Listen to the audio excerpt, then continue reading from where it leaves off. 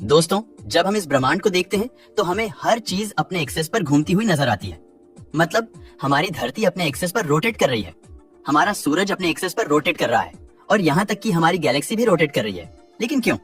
आखिर इन सभी ऑब्जेक्ट्स को दिन रात 24 घंटे अपनी एक्सेस पर घूमते रहने को कौन सी चीज मजबूर कर रही है?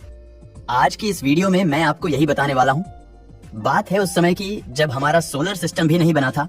मतलब आज से करीब 450 करोड़ साल से भी पहले की। इस समय हमारे सोलर सिस्टम की जगह पर इंटरस्टेलर डस्ट और गैसों के विशालकाय बादल हुआ करते थे। ये बादल भी अपनी एक्सिस पर थोड़ा बहुत घूम रहे थे।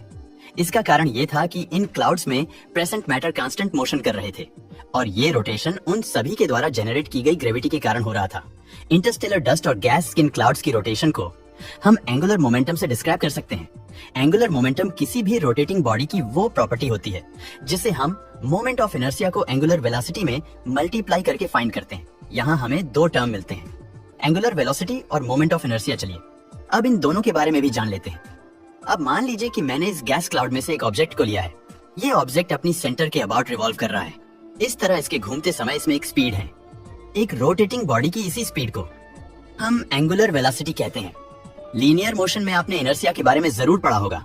ये किसी भी बॉडी की वो टेंडेंसी होती है कि वो अपनी पोजीशन को मेंटेन रखना चाहते हैं। मतलब अगर वो रेस्ट पर हैं तो वो रेस्ट पर ही रहना चाहेगी और मोशन में है तो वो अपने मोशन को लगातार कंटिन्यू रखना चाहेगा।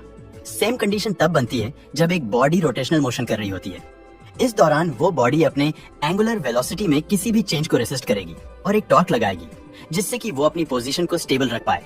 टॉर्क यानी कि एक रोटेटिंग बॉडी पर लगने वाला या उसके द्वारा लगाने वाला force law of conservation of momentum के अनुसार अगर किसी बॉडी पर एक्सटर्नल टॉर्क नहीं लगता तो ये अपनी एंगुलर मोमेंटम को कांस्टेंट रखेगी। मतलब ये उसी तरह लगातार घूमती रहेंगी।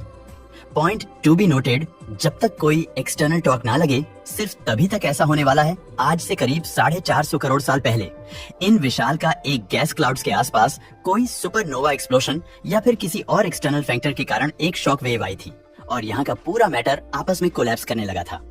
इसके कारण ये क्लाउड तेजी से रोटेट करने लगा। ये रोटेशन एंटी क्लॉकवाइज था।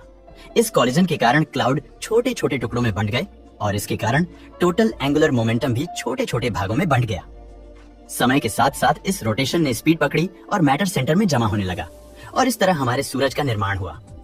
इस सूरज के चारों ओर डिस्क बन गई है जहां पर उस इंटरस्टेलर डस्ट और गैसेस के बचे कुचे मैटर थे।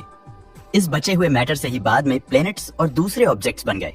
अब क्योंकि एंगुलर मोमेंटम सभी ऑब्जेक्ट्स में बढ़ चुका था तो इन सभी ऑब्जेक्ट्स के पास अपना अपना एंगुलर मोमेंटम है और क्योंकि अभी सिंगुलर मोमेंटम को इफेक्ट करने के लिए कोई एक्सटर्नल फोर्स है ही नहीं, इसलिए हर ऑब्जेक्ट अपने एंगुलर मोमेंटम को कंजर्व बनाए रखने के लिए घूमता जा रहा है और घूमता ही जा रहा है।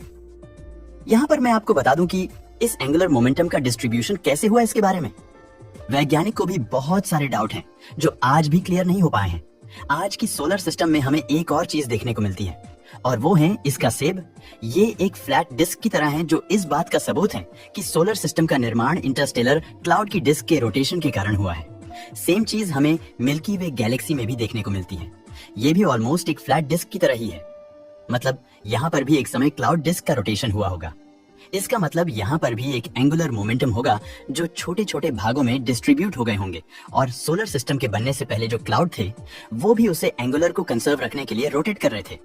तो इस तरह हम ये कह सकते हैं कि इस यूनिवर्स में प्रेजेंट हर एक ऑब्जेक्ट सिर्फ इसलिए रोटेट कर रहा है क्योंकि वो अपने एंगुलर मोमेंटम को कंजर्व रखना चाहता है और अपने रोटेशन में होने वाले चेंज को रेसिस्ट करता है।